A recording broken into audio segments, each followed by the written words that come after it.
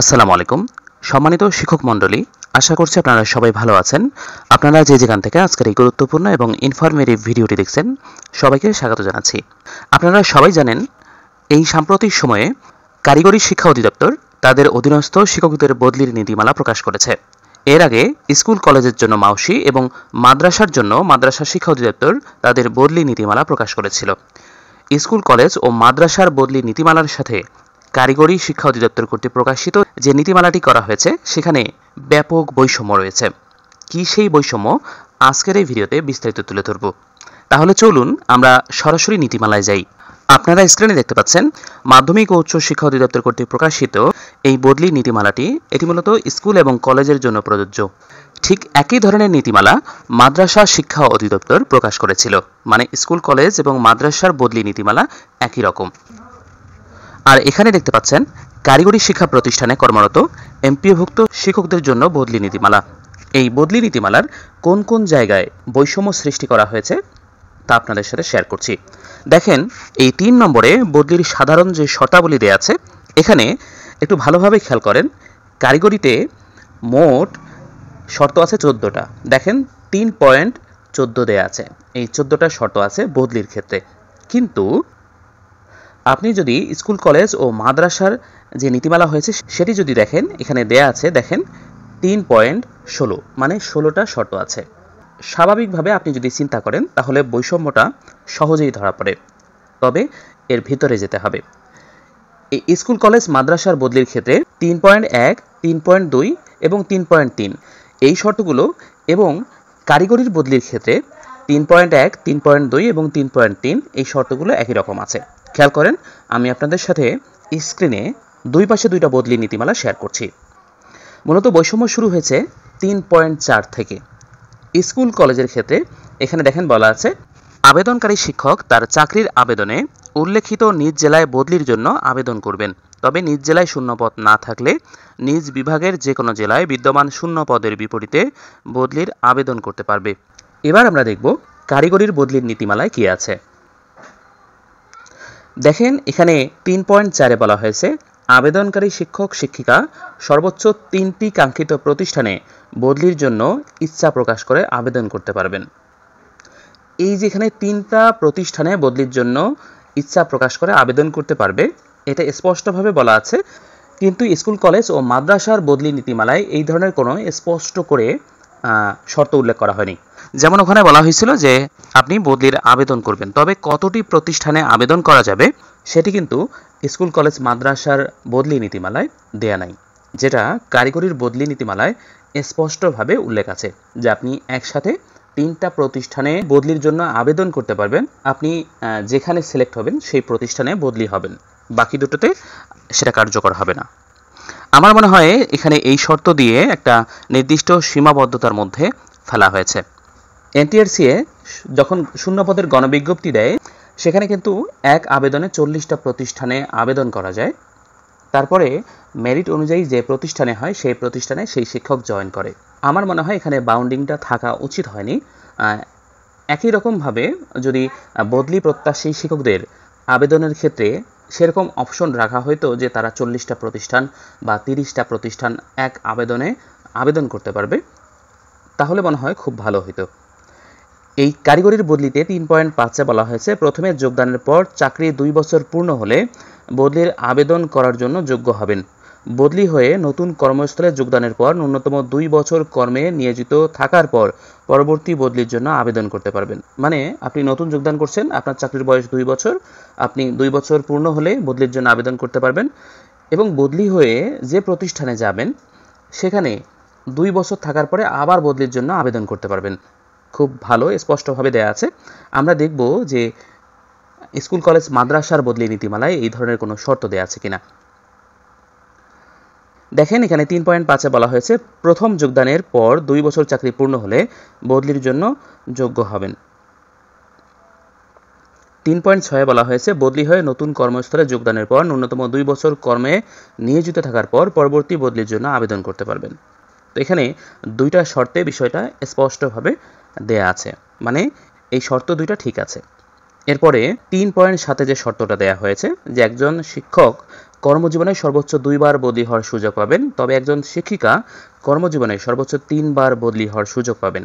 মানে শিক্ষকদের জন্য পুরুষদের জন্য 2 বার বদলির সুযোগ রাখা হয়েছে এবং নারীদের জন্য 3 বার বদলির সুযোগ রাখা হয়েছে। এবার আমরা কারিগরিতে দেখব যেখানে ওই শর্তটা কি দেয়া আছে। দেখেন এখানে 3.7 বলা হয়েছে যে একজন শিক্ষক কর্মজীবনে সর্বোচ্চ 3 বার বদলি হওয়ার সুযোগ পাবেন। এখানে বৈষম্যটা তৈরি করে রাখা হয়েছে। এখানে স্পষ্টভাবে বলা হয়েছে যে নারী পুরুষ কোনো ভেদাভেদ নাই, সবাই 3 বার বদলির সুযোগ পাবেন। আর স্কুল কলেজ ও মাদ্রাসার নীতিমালায় নারীদের জন্য 3 বার আর পুরুষদের জন্য 1 বার বদলির সুযোগ রাখা হয়েছে। এখানেই বিশাল বৈষম্য। এরপরে এই কারিগরির বদলিতে 3.6 বলা হয়েছে বদলির জন্য কাঙ্ক্ষিত প্রতিষ্ঠানে সর্বশেষ এমপিও নীতিমালা অনুযায়ী কাম্য সংখ্যক শিক্ষার্থী থাকতে হবে। এই শর্তটা স্কুল কলেজ বা মাদ্রাসার নীতিমালায় আছে কিনা আমরা এটা দেখব। তবে দেখেন স্কুল কলেজ ও মাদ্রাসার নীতিমালায় এই ধরনের কোনো শর্তের কথা উল্লেখ করা নাই। আবার আমরা যদি কারিগরির বদলি নীতিমালা দেখি, দেখেন এখানে বলছে 3.8-এ একটি শূন্য পদের জন্য একাধিক আবেদন পাওয়া গেলে নিম্নোক্ত অগ্রাধিকার বিবেচনা করতে হবে। ক নম্বরে বলছে নারী, খ নম্বরে হচ্ছে স্বামী বা স্ত্রীর কর্মস্থল, গ নম্বরে বলছে জ্যেষ্ঠতা, ঘ নম্বরে বলছে দূরত্ব। মানে এখানে 4টা শর্ত আছে। প্রথম শর্ত, যদি নারী হয়, অনেকগুলো আবেদন করছে, তার মধ্যে যদি নারী থাকে তিনি অগ্রাধিকার পাবেন। এরপরে স্বামী বা স্ত্রীর কর্মস্থল যদি হয় তাহলে তিনি অগ্রাধিকার পাবেন। গ নম্বরে জ্যেষ্ঠতা মানে সিনিয়রিটি, এবং ঘ নম্বরে দূরত্ব, বেশি দূরত্বের কথা বলা হয়েছে।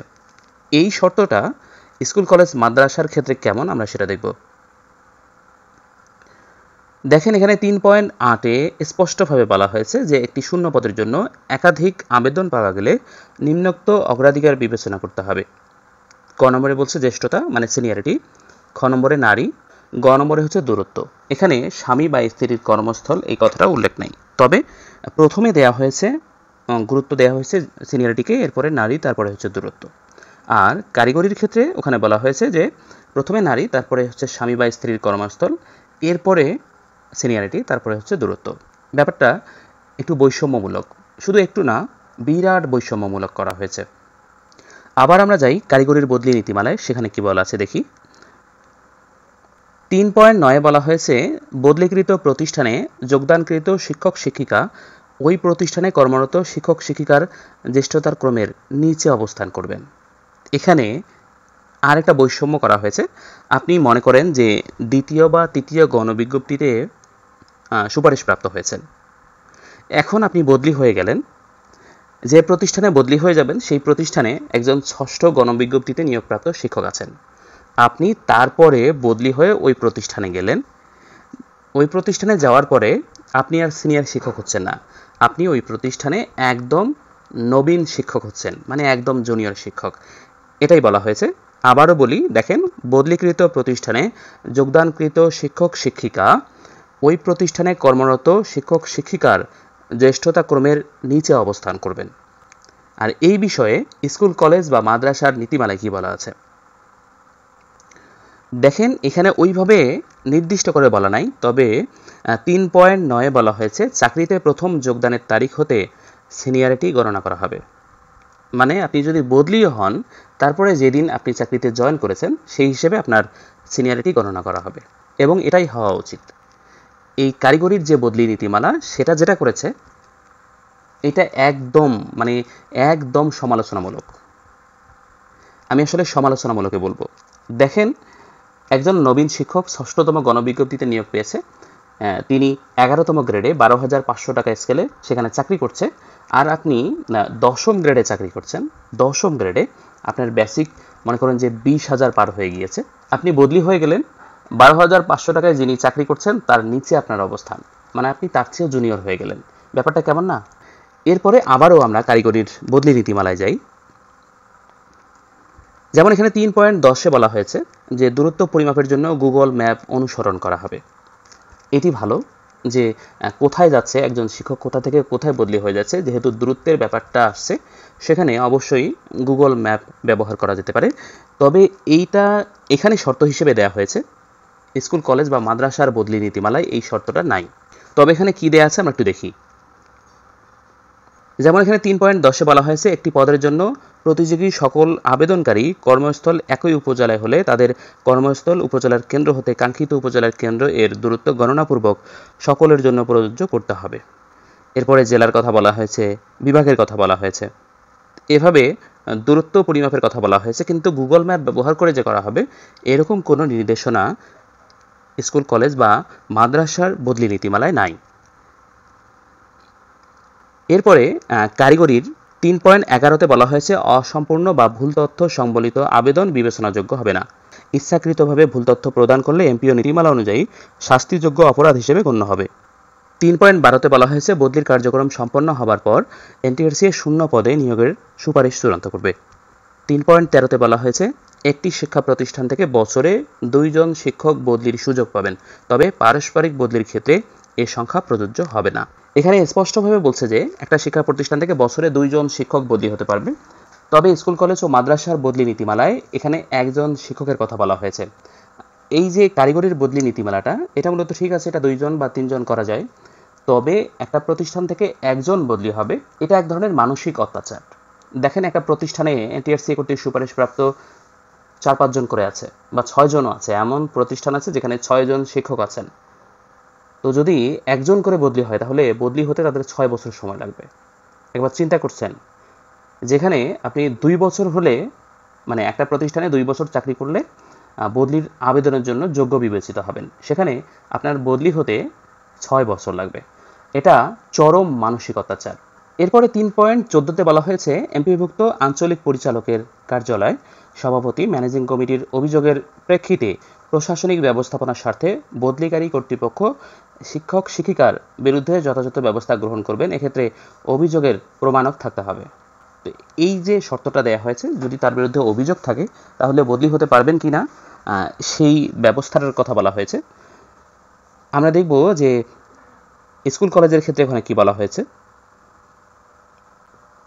স্কুল কলেজ বা মাদ্রাসার বদলি নীতিমালায় এই ধরনের কোনো শর্তের কথা এখানে বলা হয় নাই। এই যে 16টা শর্ত আছে, এখানে ওই ধরনের কোনো কথা বলা হয় নাই। সম্মানিত দর্শক, এই বৈষম্যগুলো ছাড়া আর কোনো বৈষম্য নাই, তবে যে বৈষম্যগুলো রাখা হয়েছে তা মারাত্মক সাংঘাতিক। মাওসি, মাদ্রাসা শিক্ষা অধিদপ্তর এবং কারিগরি শিক্ষা অধিদপ্তর, এই যে 3টা শিক্ষা অধিদপ্তরের 3টা নীতিমালা প্রণয়ন করা হয়েছে, সেখানে এই ধরনের বৈষম্য থাকবে সেটা আসলে কাম্য নয়। কারিগরির নীতিমালা প্রকাশিত হবার পর থেকে সামাজিক যোগাযোগ মাধ্যমে ব্যাপক সমালোচনা চলছে এই বিষয়ে, যে এই ধরনের নীতিমালা একই শিক্ষা মন্ত্রণালয়ের অধীনে 3টা শিক্ষা অধিদপ্তর কিভাবে প্রকাশ করতে পারলো, তাদের মধ্যে কতটা সমন্বয়হীনতা কাজ করে।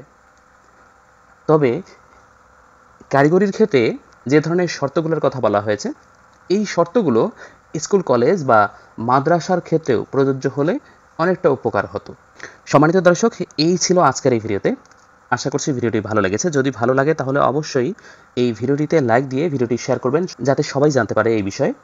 আর এই ধরনের ভিডিওগুলো আমাদের চ্যানেলে পেতে অবশ্যই চ্যানেলটি সাবস্ক্রাইব করবেন এবং পাশে থাকা বেল আইকনটিকে অন করে দেবেন। আপনারা সবাই ভালো থাকবেন, সুস্থ থাকবেন। দেখা হবে পরবর্তী ভিডিওতে। আল্লাহ হাফেজ।